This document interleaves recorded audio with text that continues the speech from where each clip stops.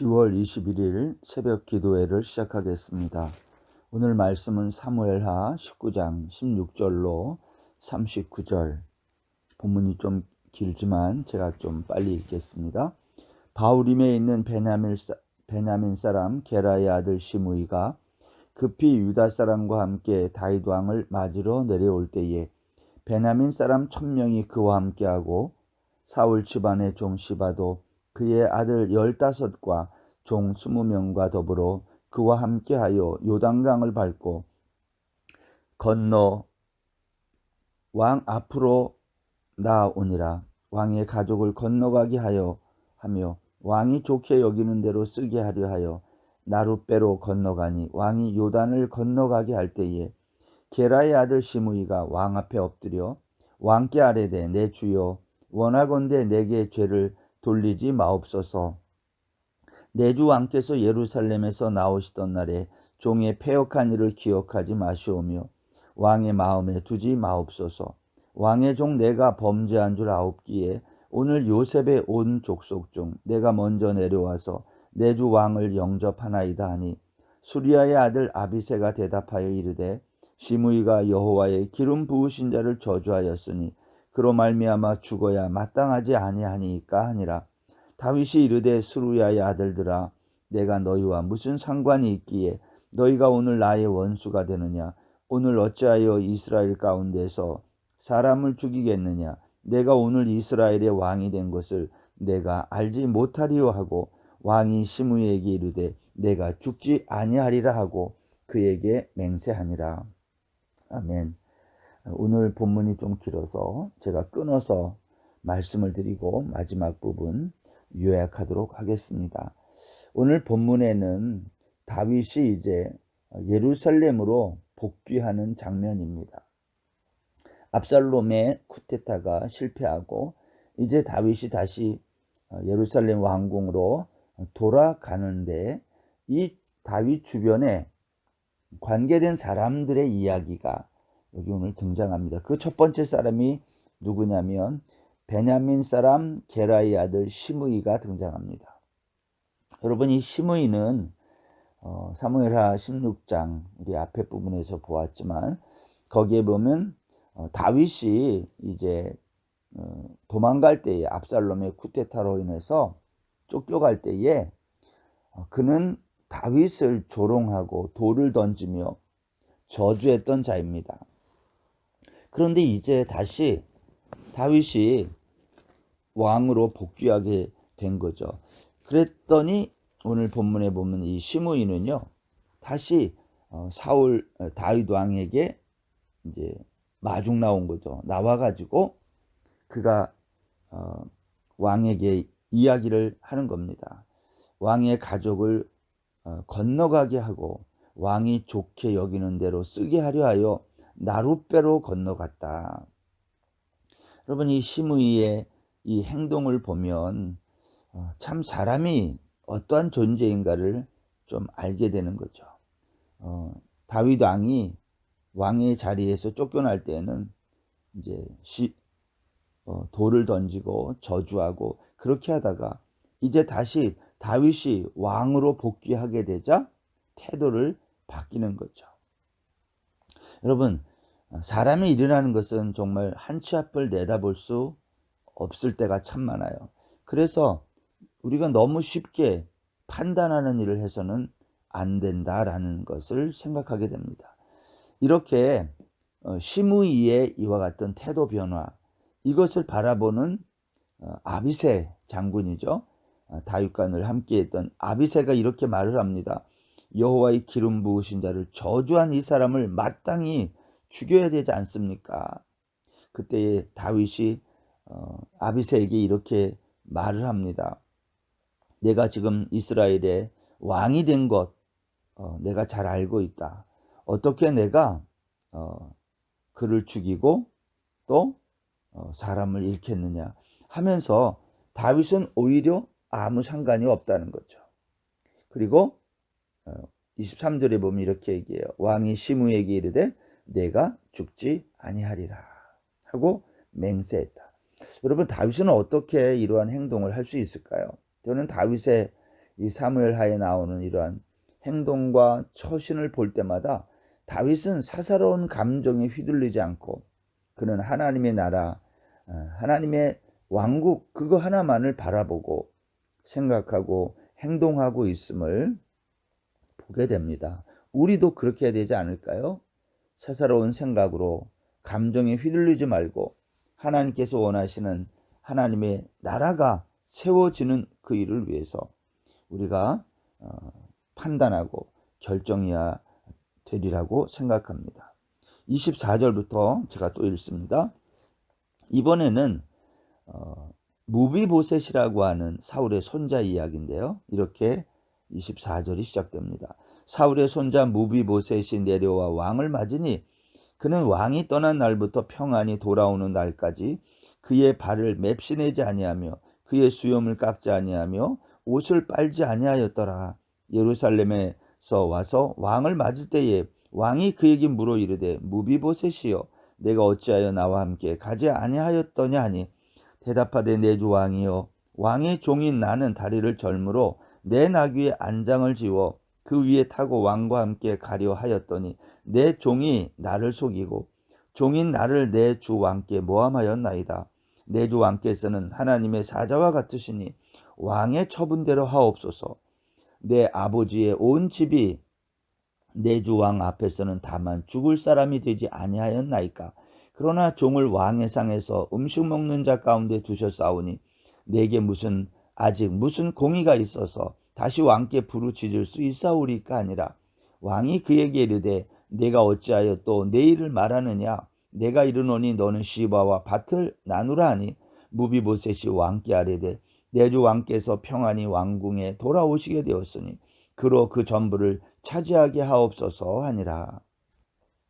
여러분, 사울의 손자였던 무비보셋은 이제 다윗의 은혜를 입어서 그가 왕의 자리에서 식사를 하는 그러한 이제 대우를 받습니다. 그런데 다윗이 쫓겨나게 되자 이제 다 가는데 이 무비보셋은 이제 못 쫓아간 거예요. 다윗이 그걸 묻는 거예요. 내가 그렇게 왕궁을 떠날 때 너는 왜 나와 함께 가지 않았느냐? 그렇게 말했더니 무비보셋이 이렇게 얘기해요. 나는 다리를 절기 때문에 누가 나를 도와주지 아니하면 나는 갈 수 없습니다. 그런데 그때 내 종 시바가 나를 속여서 내가 가지 못했다는 거예요. 오늘 그 얘기를 본문에서 하는 겁니다. 26절에 보니까 그랬죠. 내 종이 나를 속이고 종인 나를 내 주 왕께 모함하였나이다. 그러면서 하는 말이 왕의 처분대로 나는 달게 받겠습니다. 오늘 그렇게 말을 합니다. 뿐만 아니라 무비보셋은 이렇게 왕이 떠난 그때부터 이제 광야로 나갔다고 그랬죠. 그때부터 다시 왕궁으로 돌아올 때까지 오늘 24절 이하에 보면 발을 맵시내지 아니하고 수염도 깎지 않고 옷을 빨지 아니했다. 이러한 초라한 행색, 이러한 모습이 결국은 자기는 왕이라고 하는 그러한 권력의 자리를 탐한 것이 아니다. 그것을 보여주는 거죠. 다윗은 오늘 이 무비보셋의 말을 듣고 시바와 무비보셋 모두를 살리는 결정을 하는 거죠.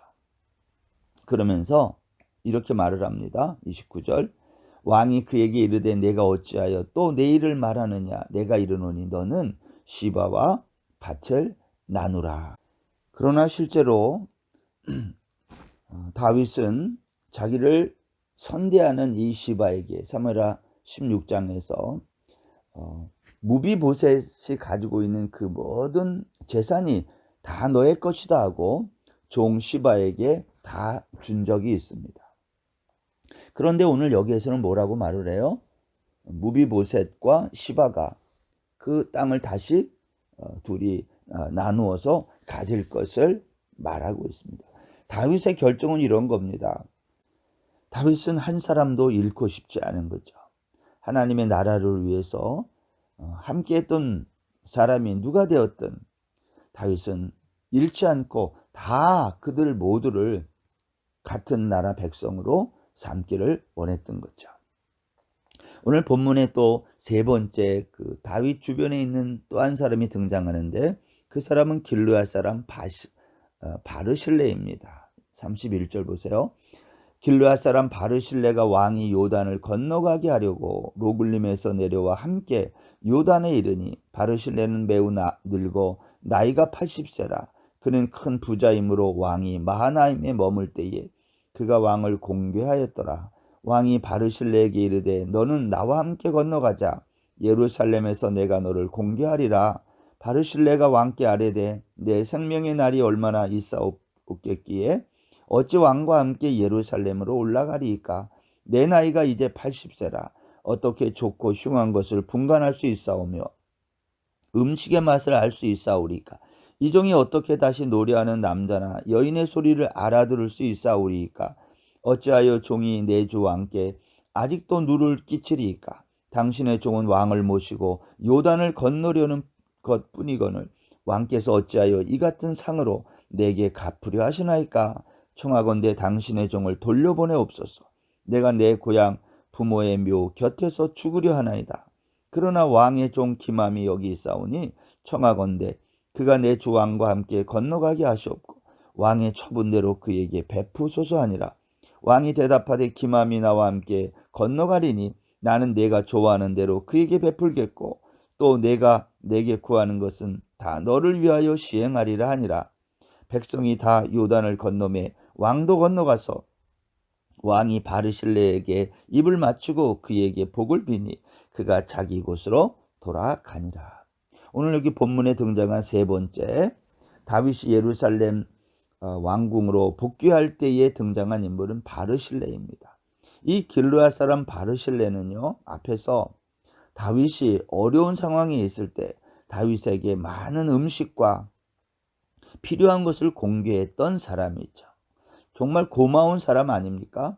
왕이 이제 이 바르실레에게 나랑 같이 예루살렘에 가면 내가 나를 공개한 것처럼 나도 너를 공개하겠다. 그렇게 말한 거예요. 그때 바르실레가 이렇게 얘기해요. 내 나이가 지금 80입니다.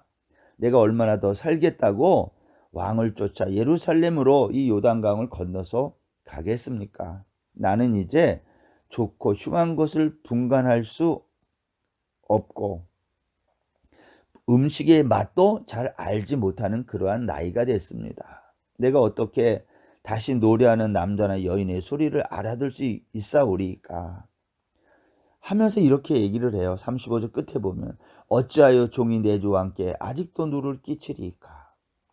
저는 이 바르실레의 이러한 태도를 보면서 사람이 나이를 먹으면서 어떻게 살아야 되는지 좋은 교훈을 얻게 되는 것 같아요. 나이가 들면서 누군가에게 신세를 지고 누를 끼친다는 거, 바르실레는 그것을 하지 않겠다는 거죠. 왜 그럴까요?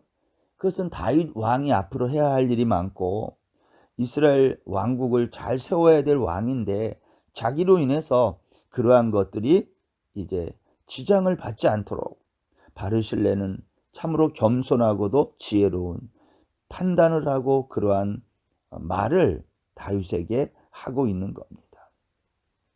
그러면서 36절에 이렇게 얘기해요. 당신의 종은 왕을 모시고 요단을 건너려는 것뿐이거늘 왕께서 어찌하여 이 같은 상으로 내게 갚으려 하시나이까. 나는 당신이 왕으로서 다시 예루살렘에 복귀하는 것을 기뻐서 이렇게 환송하는 것뿐이지 내가 당신 왕을 쫓아서 같이 가려고 한 것은 아닙니다. 만약 당신이 나를 그렇게 하기를 원한다면 나 말고 다른 사람이 여기 하나 있다는 거예요. 그 사람의 이름이 여기 등장하는데 왕의 종 김함이 여기 있습니다. 나 말고 김함이라고 하는 여기 종이 있었는데 이 사람이 왕과 함께 건너가도록 그렇게 처분해 달라고 말을 합니다. 다윗은 바르실레의 이 청을 듣고 김함과 함께 건너가고 그에게 모든 좋은 것들을 베풀겠다. 너에게 할 것을 내가 이 김함에게 하겠다 하고 요단강을 건너갑니다. 가는 거죠. 다윗은 마지막 39절에 보면 바르실레와 입을 맞추고 복을 빌고 각자의 자리로 갈 곳으로 돌아갔다. 성경이 오늘 이렇게 마치고 있습니다.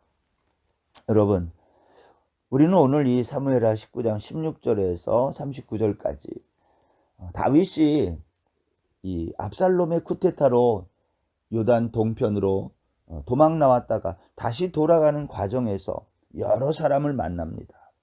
다윗이 쫓겨나올 때에 다윗을 조롱하고 돌을 던지며 저주했던 시므이도 나오고, 또는 다윗이 이렇게 도망갈 때에 다윗을 도와줬던 많은 사람들, 사울 집안의 종 시바도 있고, 또 여기 바르실레와 같은 사람도 있고, 많은 주변의 사람들이 있는데 이 모든 사람들이 결국 등장하는 이유가 무엇이겠습니까? 다윗을 적대했든지 아니면 다윗을 환대했든지 이들 모든 사람들을 다윗은 품고 간다는 거예요. 주변에서 이 사람은 안 됩니다, 시므야 같은 사람들은 죽여야 됩니다, 그렇게 할 때도 다윗은 아니다, 너희가 나와 무슨 상관이 있길래 내가 그 사람들과 원수를 맺겠느냐 하면서 그들을 다 살리고, 다윗을 도와줬던 사람이나 적대했던 사람이나 다 이끌고 다윗은 통일 이스라엘 왕국의 왕으로 복귀하고 있는 것이죠. 여러분, 하나님의 나라가 어떤 나라입니까? 하나님의 나라는 다윗이 지금 이끌고 세워가는 이러한 나라의 모습이죠. 주변에 어떠한 일들이 일어나도, 어떠한 장애물과 방해 세력이 있어도 하나님의 나라는 든든히 서가는 거예요. 오늘날도 마찬가지죠. 교회는 광야와 같은 곳에 있는 것이죠. 그래서 광야교회라고 성경이 말하고 있는데요. 광야라는 것은 어떠한 일이 일어날지 알 수 없는 곳이에요. 오늘날 교회 안에서 어떠한 일이 일어나는지 우리는 예측할 수 없지만 이 모든 일들, 그것이 우리 눈에 좋아 보이든 안 좋아 보이든, 그것이 우리를 환대하든 적대하든 결국은 하나님의 나라를 세워가기 위해서 하나님이 우리에게 필요로 한 것들을 보내시는 거죠. 때로는 나에게 기분이 안 좋을 수 있는 일도 있고요, 나에게 좋은 일도 있고 하지만 우리가 그 개인적인 사사로운 감정에 이끌리지 말고 하나님이 약속하신 그 말씀 그대로 하나님의 나라, 다윗 왕국이 잘 세워져 가는 일에 다윗은 마음을 쓰고 계속해서 그 길로 나가고 있는 거죠.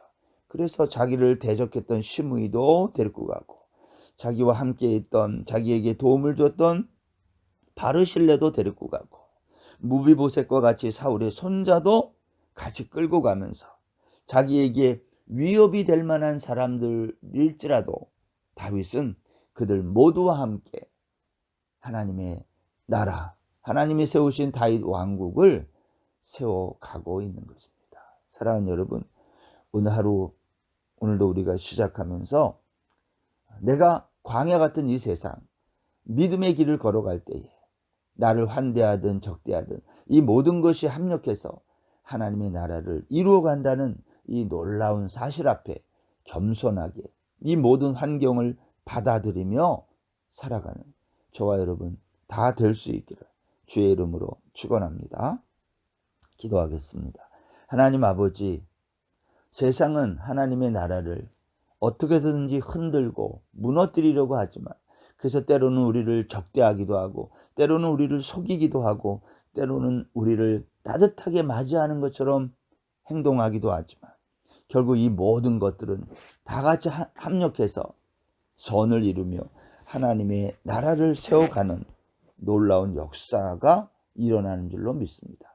오늘 하루도 우리 앞에 일어나는 모든 환경들을 하나님의 나라 관점에서 바라보고 받아들이고 믿음으로 수용하고 나아가는 우리 모든 성도들 되게 하여 주옵소서. 오늘 하루도 온전히 주께 의지하며 예수님의 이름으로 기도드립니다. 아멘. 오늘 하루도 평안하십시오.